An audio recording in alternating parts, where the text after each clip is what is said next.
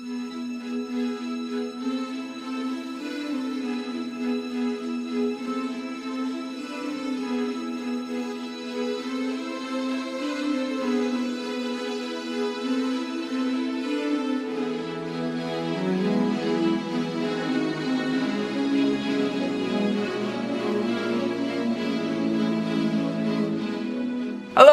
and welcome to today's video. In today's video, I want to talk about the trajectory that international relations is on since the end of the Cold War. The end of the Cold War was really a crucial moment for international politics and for international relations theorists, for those people who are paid to come up with some grand, convincing narrative of international politics. The Cold War, as a structure of international politics, was actually pretty useful to international relations theorists and to policymakers because it allowed you to tell stories about international politics and make decisions about international politics within a fairly simple, dichotomous framework. With the collapse of the Soviet Union, that easy way of thinking about the international system disappeared as well.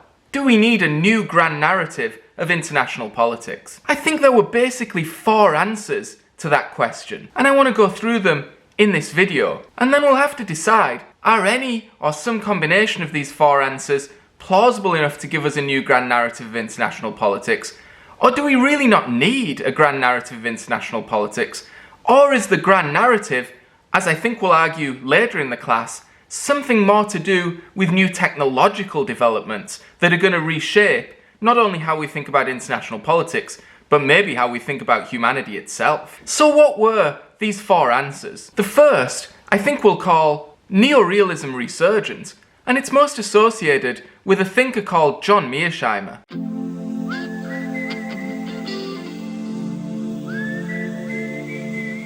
Peace is wonderful, Mearsheimer wrote in August 1990, in the immediate aftermath of the collapse of the Soviet Union. I like it as much as the next man, but nonetheless, we're all going to soon miss the Cold War. What Mearsheimer meant by this was that the Cold War had imposed a simple structure on international politics that was easy to understand for theorists and for policymakers. This, of course, was very much Kenneth Waltz's argument. The structure of bipolarity is the most peaceful structure because it's the easiest one to manage. Mearsheimer argued that we would have just a fleeting moment of unipolarity, that the United States would likely be drawn into unwise conflicts in pursuit of secondary and tertiary security interests, and that pretty soon China would rise to become a second pole of the international system, but that was going to be a very dangerous moment. Mearsheimer saw the US foreign policy of the 1990s and the 2000s as a series of essentially stupid mistakes and bad decisions that the United States was lured into by the logic of unipolarity, the fact that it was not being balanced by another superpower. The war in Iraq, Mearsheimer thought, was extremely ill-advised, and Mearsheimer thought that earlier than this, when the United States had got drawn into the conflicts that rose from the collapse of Yugoslavia,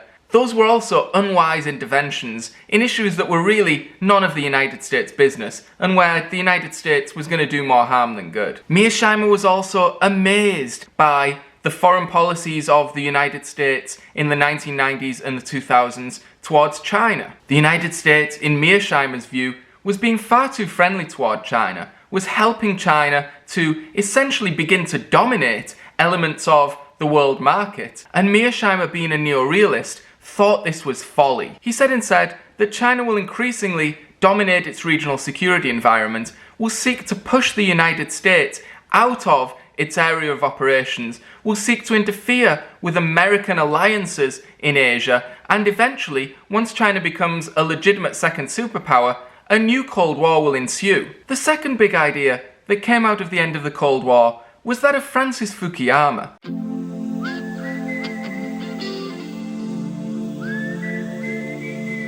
Francis Fukuyama, a State Department official and an academic, argued that the end of the Cold War was not merely the end of a conflict in time, it was really the end of all conflicts ever, certainly all conflicts over what represented the best way in which societies should govern themselves. For Fukuyama, what the collapse of the Soviet Union proved was that the liberal, democratic and capitalist way of managing human, political, economic affairs was unsurpassed and really crucially unsurpassable. It represented the end of thinking about how humans should organise their societies. It was the best possible idea, and nothing else had come along to successfully challenge it. And now, the rest of history was going to be societies just becoming ever more liberal, ever more democratic, and ever more capitalist. There would therefore be a great convergence in terms of the forms of government that societies have around the world. They'd all come to look much more like the United States. Simply put, in Fukuyama's arguing,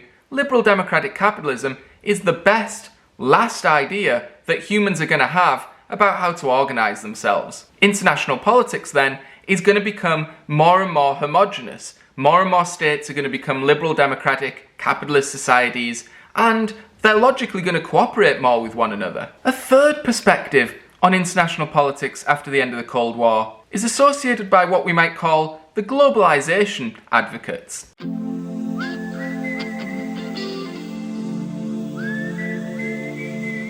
People who believe in globalisation argue that with the collapse of the Soviet Union, essentially the whole world is an integrated market, not just for goods and services, but for information and culture as well. This is essentially a technology-driven argument about convergence, about homogenization in international society. Economies, communication systems, transportation systems, all of these things have become more integrated. Communication amongst these systems has become faster, and even the boundaries between different types of system, between an information culture system, a popular culture system, an ideological system, an economic system, a system of migration, all of these boundaries have started to break down. Instead, simply put, the world is becoming smaller. It's becoming easier to traverse, borders are becoming less significant, and it is this that is making societies more and more alike one another. One prominent advocate of this was a New York Times columnist, Thomas Friedman. He was hired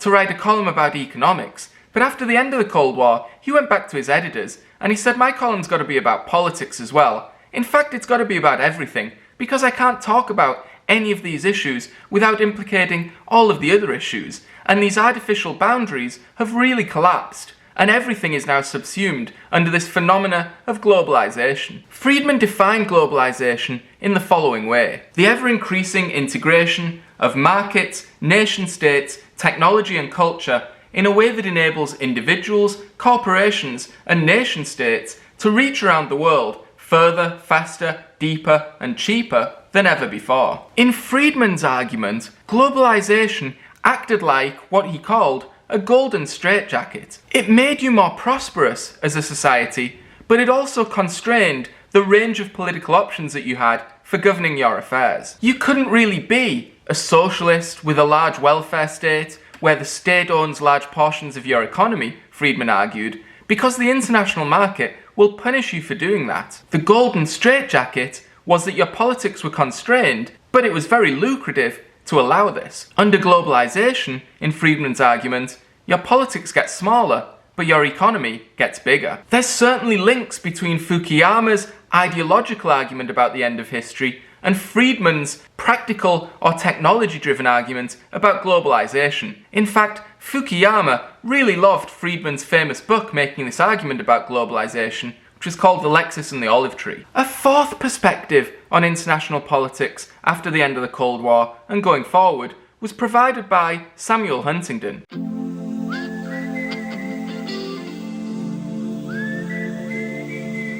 Huntington was a Harvard academic, and in fact he'd been the teacher of Francis Fukuyama. Huntington argued, though, that rather than becoming more similar, societies in the world were going to become more different. It was certainly true, Huntington argued, that communication and the technologies of globalization made people in one part of the world more visible to people in another part of the world. But this didn't mean that they were going to get along better or become more alike. In fact, what it did was expose deep underlying cultural and often religious differences between regions in the world that were likely to be the source of conflict after the end of the Cold War. Huntington argued that international politics would become organised and divided along what he called civilizational lines. He suggested there were essentially 8 civilizations in the world, each of which had a core state, a state that basically exemplified that civilization's values and was the most powerful state within that civilization, and each of these civilizations, crucially, was divided by deep-seated differences in values, in cultures, and often in religion. The thing about these deep-seated values, these deep-seated differences, was that you couldn't really negotiate them away. You can't argue with people of one faith that they have the wrong idea about God and you have the right idea, in the same way as you can argue in a trade deal that maybe we should compromise on the level of a tariff. And so Huntington saw a very conflict-ridden world after the end of the Cold War. In particular, he focused on the differences between Western and Islamic civilization, and he argued that there was likely to be a lot of violent clashes between those two civilizations. This was because the values that those civilizations held, in Huntington's view, were fundamentally incompatible. Huntington's theory of the clash of civilization gained a lot of popularity, especially during the 1990s, when you had a previously united state in Yugoslavia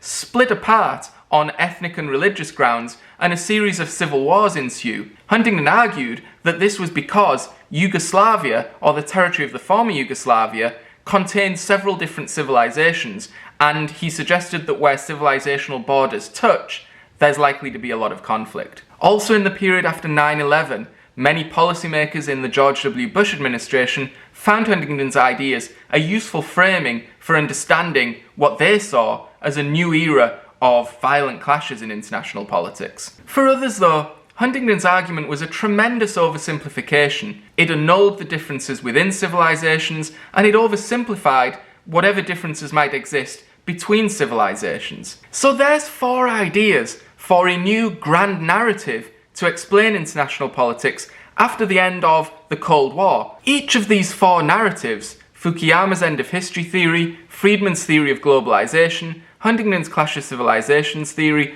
and Mearsheimer's argument about the resurgence of realism, still has its adherents, both in policymaking circles and in international relations theory circles. But there's other stories too. In fact, there's quite a vibrant debate at the moment about whether we need a grand narrative at all, or whether a grand narrative is even possible, whether we will ever get back to, and indeed whether we should want to get back to, a simple frame for international politics like United States versus the Soviet Union. Some people think that international politics is actually quite a fractured story at the moment, and is likely to be in the future. That there are multiple narratives, that there are fractured realities, and that the grand narrative, the grand story of the world at the moment, really depends on who you talk to. Other people think that we need to understand the profound role that new and incipient technological developments are going to play in shaping the ways that we think and act in the world going forward. Indeed, towards the end of the class, we're going to spend a couple of weeks thinking about new technologies and how they're likely to shape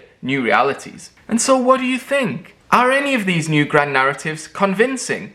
Do we even need a grand narrative? Speaking of grand narratives, one of the most popular narratives with a lot to say about international politics is George Lucas's Star Wars. And we're going to talk about that next time.